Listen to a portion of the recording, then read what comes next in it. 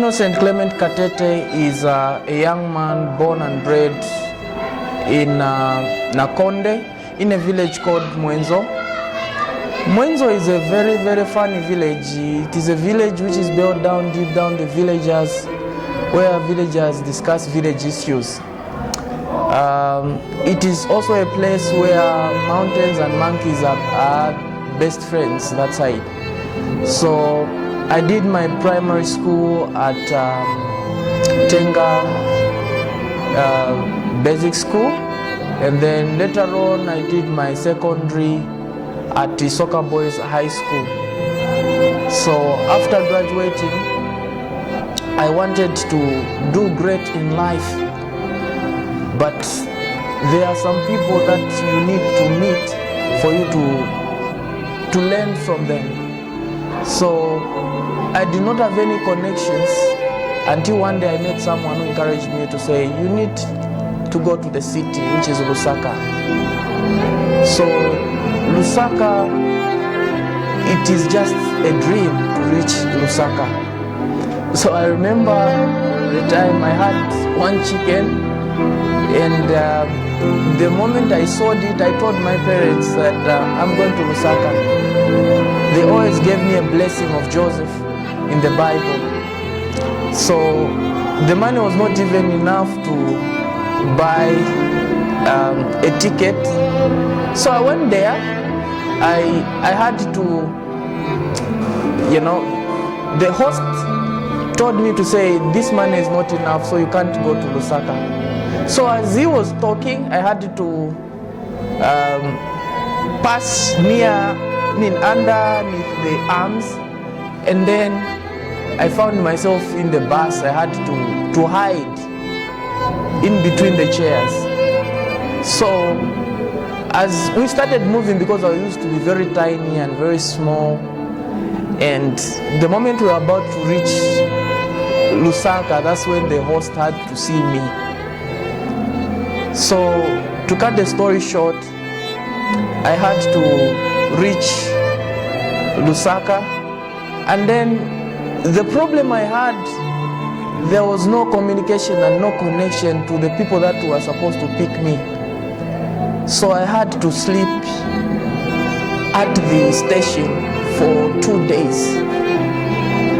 This is the time I saw that there are people who suffer. I thought I was suffering, but there are people who sleep on the street. They don't have food. So I said, Lord, you love me, and you've kept me for 2 days without anyone picking me. And there are also street men and kids. Just to eat, it's a hassle. So when I saw my uncle coming to pick me, it was a dream come true. I remember it was the first day, the time I entered his house, the first day I ate sausage in my life. I felt like I was in England. And I kept on staying with my uncle. And then I told my uncle that I'm going to do greater things in life. I want to go to South Africa in search for greener pastures. So I had an opportunity to go to South Africa. The moment I reached there, I thought Lusaka is beautiful, but that city is awesome. Life still was not easy, especially if you do not have any person to push you there. Being a firstborn, I had to sacrifice a lot so that my siblings could not suffer.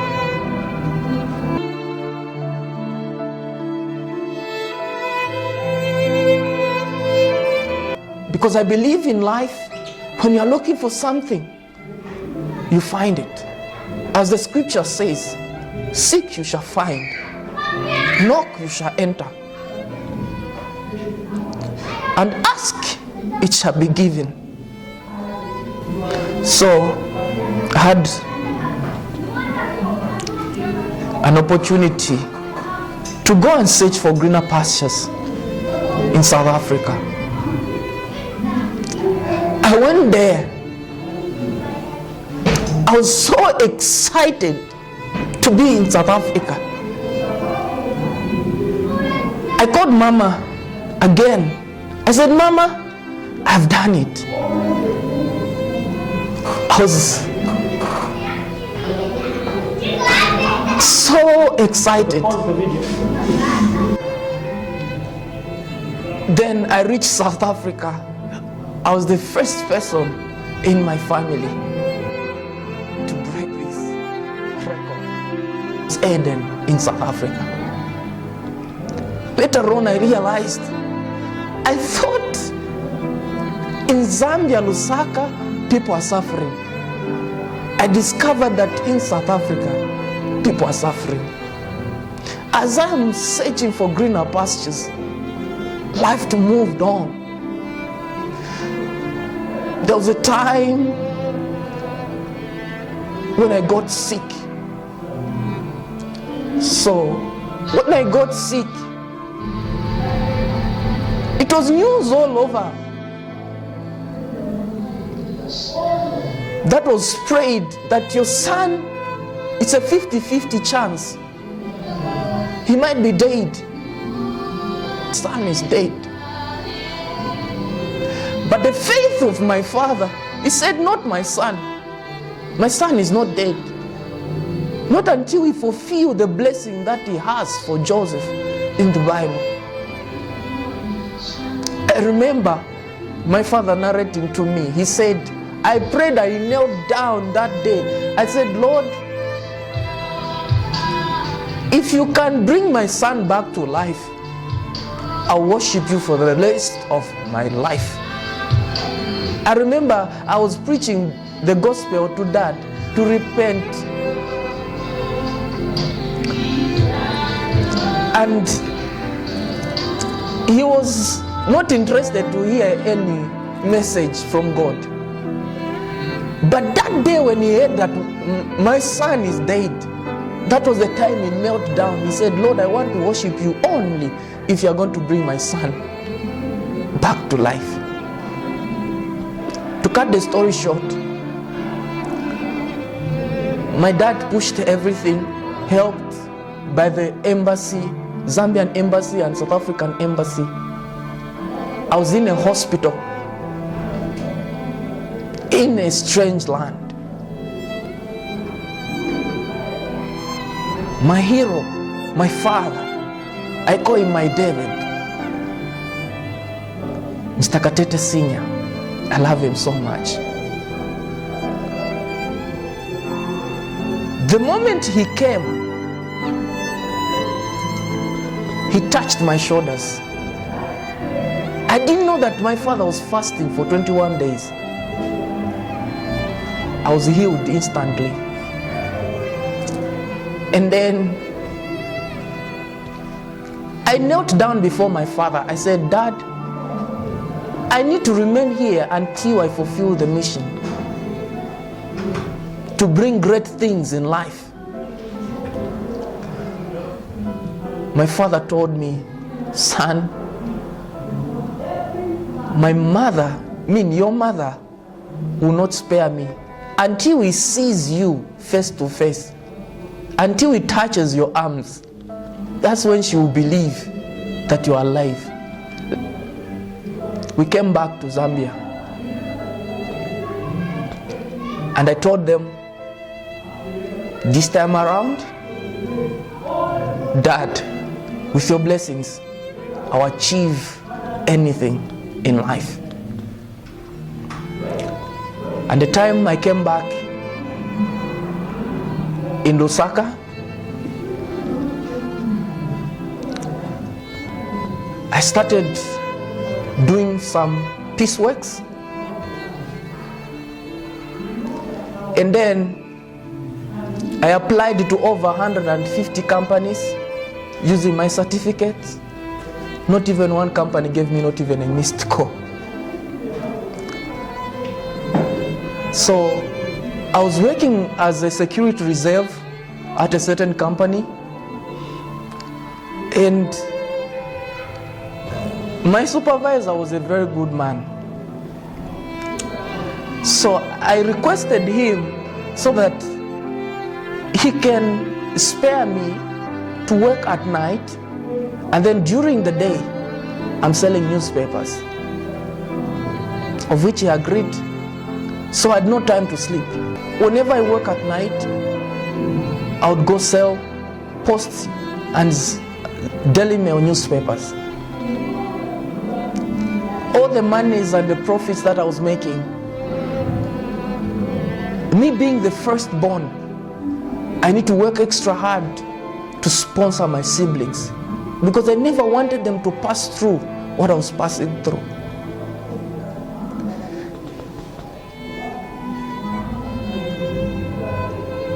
And so there are times where I could meet my friends that were with me at school. They could laugh at me. Some could tell me,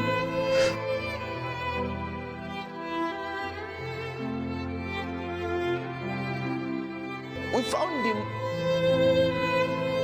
eating newspapers on the street when I was selling newspapers.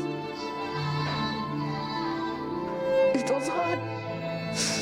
Life is hard. There are times when I could kneel down.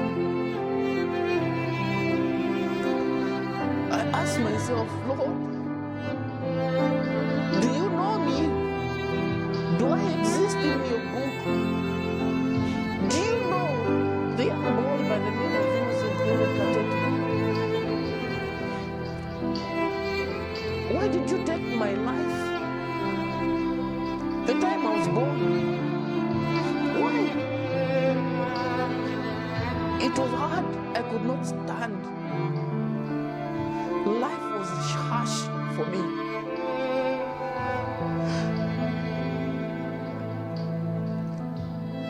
There was a time when I wanted to take people. I had attempted so many times to kill myself.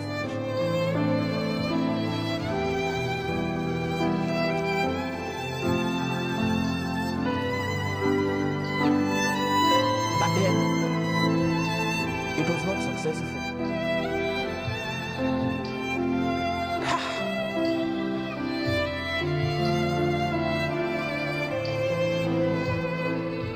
Life is hard. Sometimes I could find myself in a hospital, bedridden. I would have been jailed by now because I was attempting to kill myself. But it was not successful.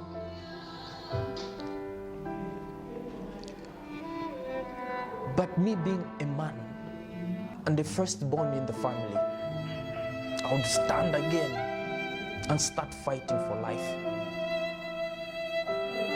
I discovered that God had put me in a furnace, and He had put me in a system.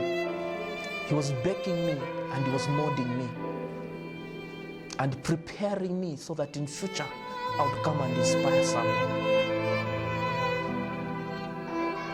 So I had to sacrifice for them so that they have greener pastures. Every foundation laid down by me. And it turned down that after 6 months failing to pay rentals, I used to run away from the landlord. Sometimes I could come 23, 24 hours home. Sometimes I move out of the house. It's not fair to be scared that the landlord might chase me out of the house. And it reached a point where the landlord tired from my stories, was tired, and then he booked all the neighbors to make sure that they watch whatever that he will do to me, to witness, so that I don't say anything against him in court.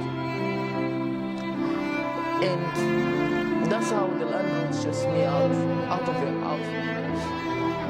And when the landlord chased me out of the house, I had nowhere to go. So I started moving. I didn't know. I just carried my bag. Oh, this bag is called the Sophia London. So as I picked my bags, where will I live? Where will I stay? I looked to the skies. It's far. As I'm stepping on land, it's hard.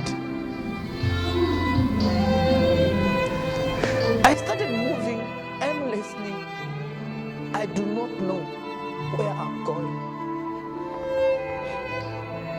I prayed. I said, Lord, please take my life. This is too much now. Just take my life. As I'm complaining, as I'm moving, I reached a certain place called Impact.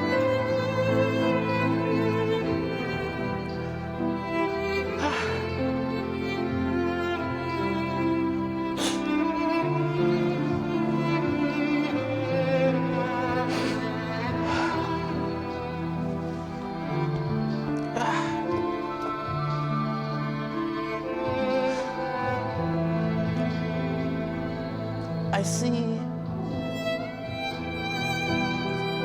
a team of young people. They are coming towards me. As they are coming, I thought maybe these are just passerbys. So these people were younger than me, but they were telling me, you young man, where are you going? What is it that you have? I looked at them, at these young kids, they are telling me, young man. So I tried to pamper myself. I said, I tried to ignore them. I kept on moving. Now they kept on coming towards me. I didn't know that there were other people that also were just in a sort of a bush, a caboose. Some, they were in a culvert. I just found myself, I was down. I had a small phone by then. They confiscated everything. They confiscated my bag. I remained with nothing.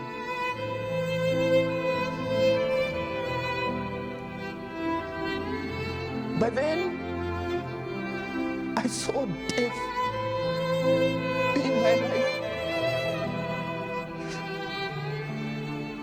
I think this is the day. It has reached. The prayer I was praying that I should die. I think this is the moment to say today, I think it's a day that I should die.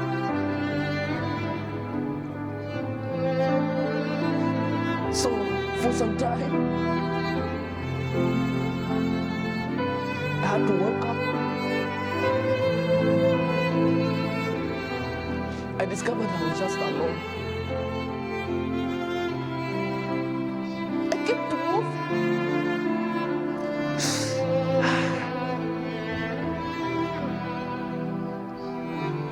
I don't know where I'm going because I was beaten, I was injured. But I remember I saw a place which was similar to Intercity, and I discovered that it was the safest place where I would sleep.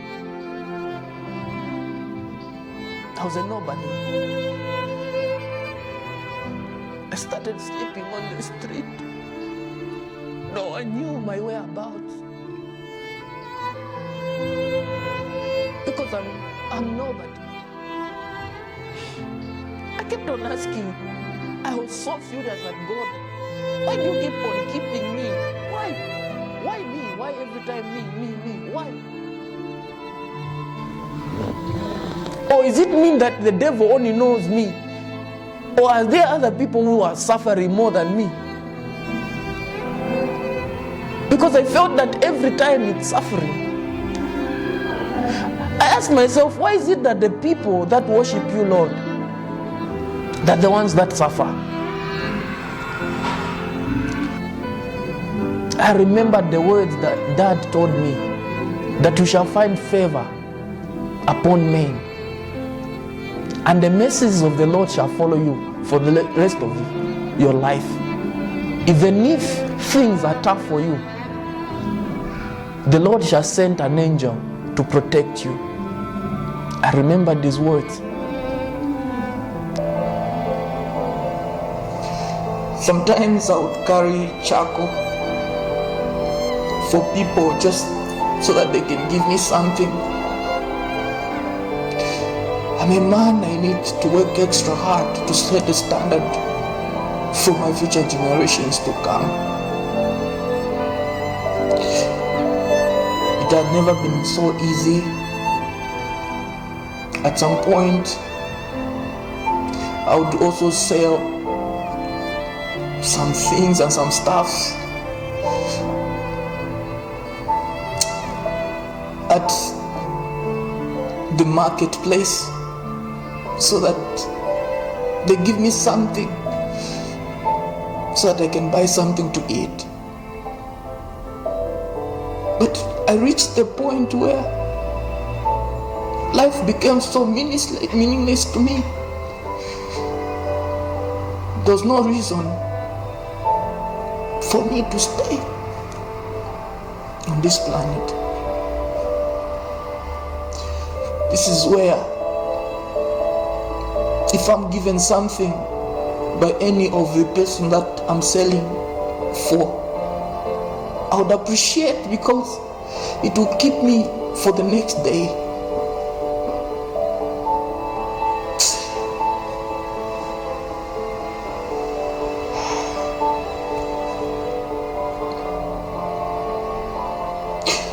There was a time when we were doing some pieceworks with some of my street friends, and there was a sort of kind of misunderstanding. But I just wanted to do the right thing. But because in the process where I wanted to do the right thing, so that we would not take advantage of any person, I was badly beaten. I would have died. It was hard. But thank God, there was this man who picked me.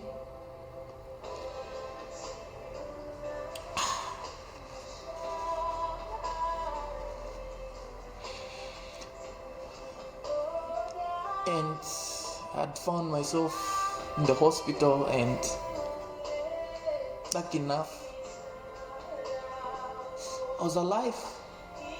I did not want to tell all my parents whatever that I was going through, because I realized that if I tell them, they would die of BP, high blood pressure, or overthinking.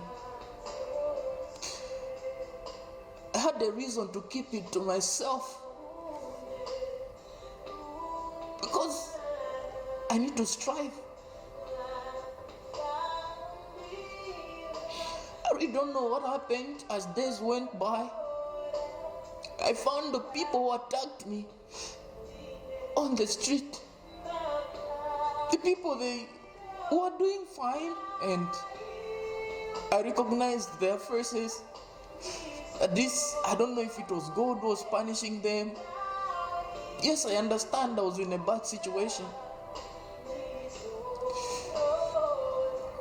There was this lady who gave me this money.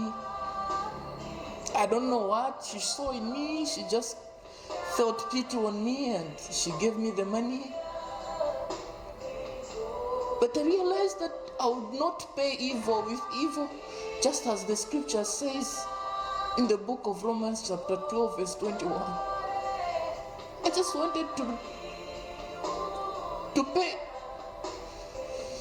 with righteousness, even if God would not see what I was doing. So I bought some bread and I took it to these people who had attacked me to almost death. They were surprised. They thought maybe I would punish them. But I didn't want to punish them. I realized that from that day they were taught a lesson that in life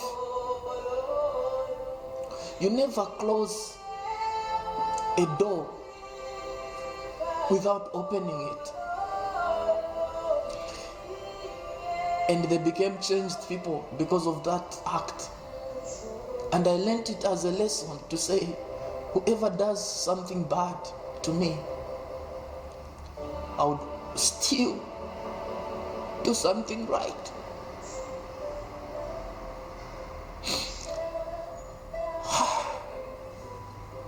It's hard.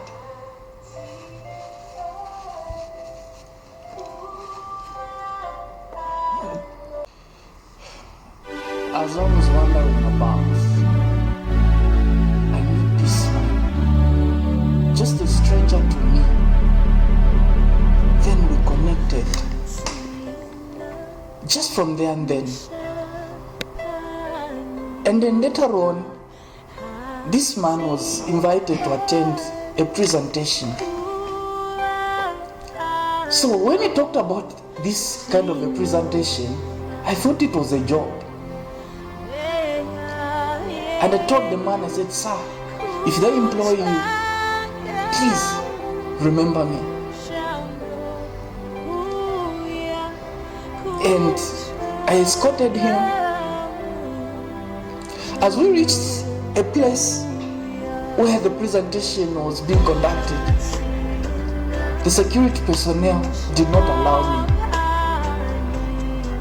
because I was looking like a madman. The people on the street, they do not wash and they do not bath. In short, I was smelling. But after pleading, Mr. Joseph Mukoka pleaded with them, and I was just given 3 minutes to attend the presentation. And the moment when I entered, I'm based in the city, but I've never been at that place before because of poverty. And then, as this man was doing a presentation, I discovered that the man was not even educated. And then I asked myself, if he's not educated, I can also do it. And I never had the money to get started. But I believe that where there's a will, there's always a way. Meeting this man was a turning point of my life. Mr. Joseph Mukoka, wherever you are, sir, I pray for you. May God richly bless you. I would have been on the street up to today.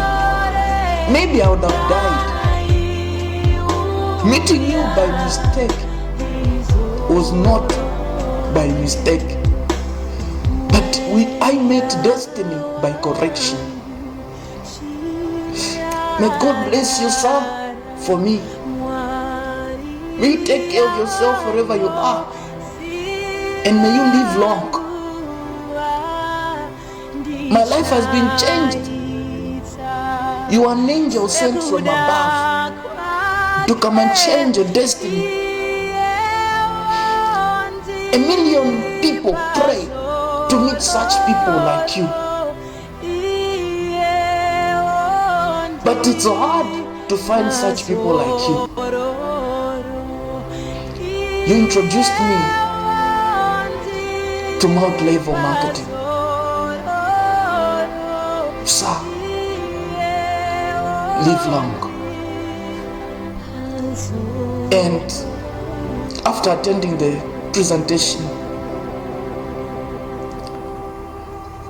the following day I looked for means and ways of raising the money. And I found the money. I started with the smallest package and I got started.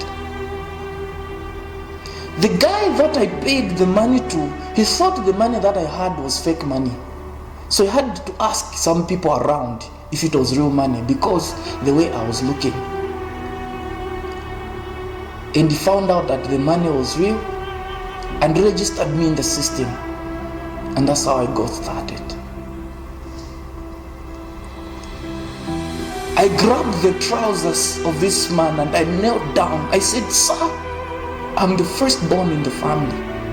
And I've suffered so much that I would want to kill myself most of the times. Please, coach me, help me, learn everything that I need to learn about network marketing. Teach me every single detail. I'm ready. He told me, sir, you need to work extra hard. And I was ready.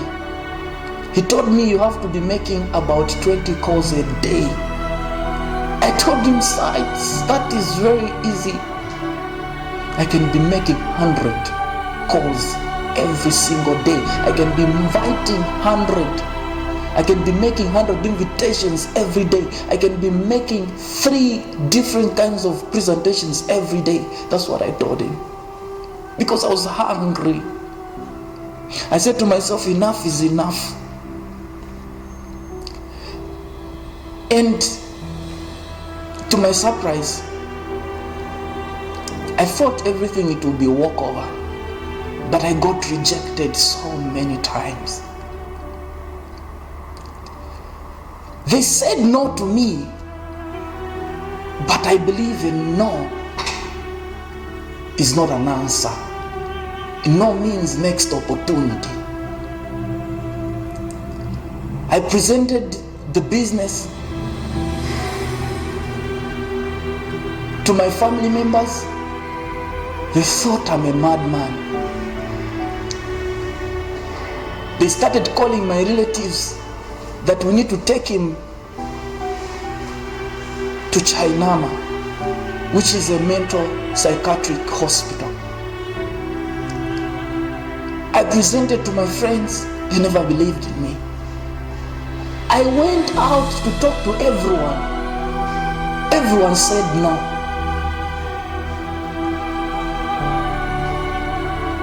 But I believe that winners shall never quit, and quitters shall never win. I kept on moving. I started making 100 calls every day. I could wake up early every morning. By 3 a.m. I'm up. 5 a.m. I'm at the office. 8 p.m. I'm the last person to leave the office. I believe that one day it will work out.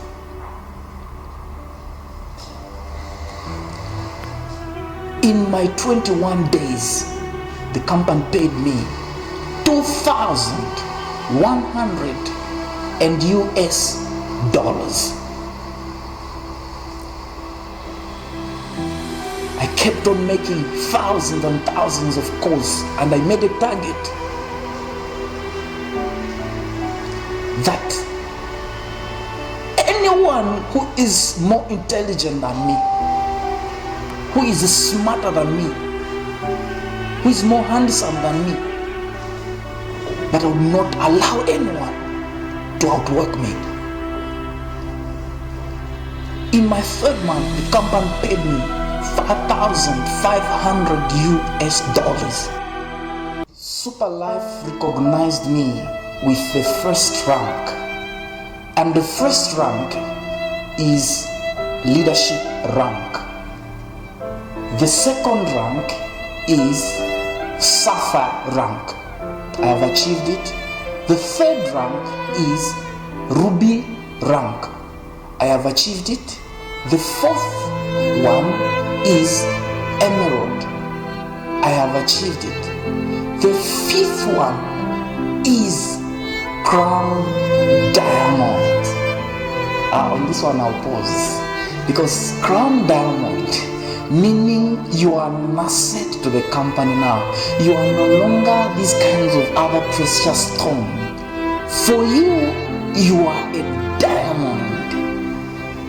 And this one, meaning you have achieved more than 100,000 US dollars. I was excited. I took myself on the holiday. I was very happy. When someone is called crown diamond, it means the person has become an asset. He is a diamond. Just like a diamond is put in a furnace for it to be called a diamond, it has gone through a lot. Hardships, pain, endurance, mockery. Then this is going to be called a diamond. I've reached the point where they have recognized me in the community. I've given and helped a lot of people who wanted to give up in life with my inspirations, but they never gave up. I have become an example to a lot of people that almost wanted to kill themselves, but today they cannot kill themselves after listening from my story. Today I have given electricity to my community. Today I have also helped so many people to study, go to school, and learn the things that they never expected to learn. Crown diamond is the rank of which you have to make 100,000 US dollars. It's not an easy journey. A lot on the way they quit, but I kept on. A lot on the way they thought it would not work with me. A lot on the way they thought I will never reach this far. Crown diamond is a precious rank with a precious stone. But now I do not settle for less. The CEO, the founder of Superlife, called me and invited me. We went and had dinner. He told me, young man, this is when you have gotten started. You have not achieved bigger things yet. And I'm a kind of a man who do not settle for small things. I don't like that kind of life at all. I kept on forging ahead.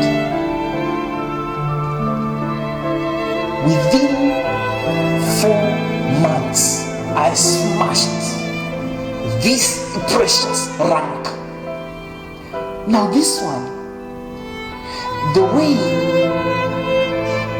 the scriptures talk about God giving you double and double, this one is called double crown diamond. Meaning, if I was being paid as a diamond, but this time I'm being paid a double. I've now traveled to over 24 countries courtesy of Superlife. And in all these countries, I've built teams. I now have a team of over 5,000 leaders worldwide. And I'm achieving this rank not for my sake only, but also for the future generation and those that have gotten started in the business, that if I can do it up to this rank, they can do better. And now today, from zero to hero, from nobody to somebody, I'm now driving expensive cars, German cars. In the first car, it has a first name, middle name, username, extra name, even a bonus name. And on this one, I'll stand and explain myself. This car, it is called a Mercedes-Benz E-Class 200 Elegancy Compressor Porsche. Decided now to have cars.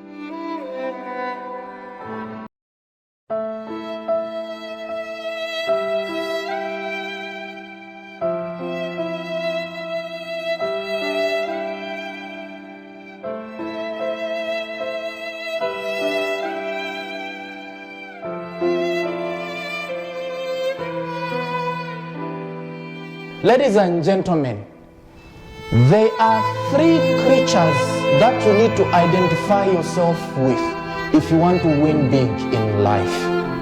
Number one, a shark. A shark is the fish that is found in the seas and oceans. It has qualities and characteristics that are abnormal. It makes sure that it does not eat a fish or any predator. That a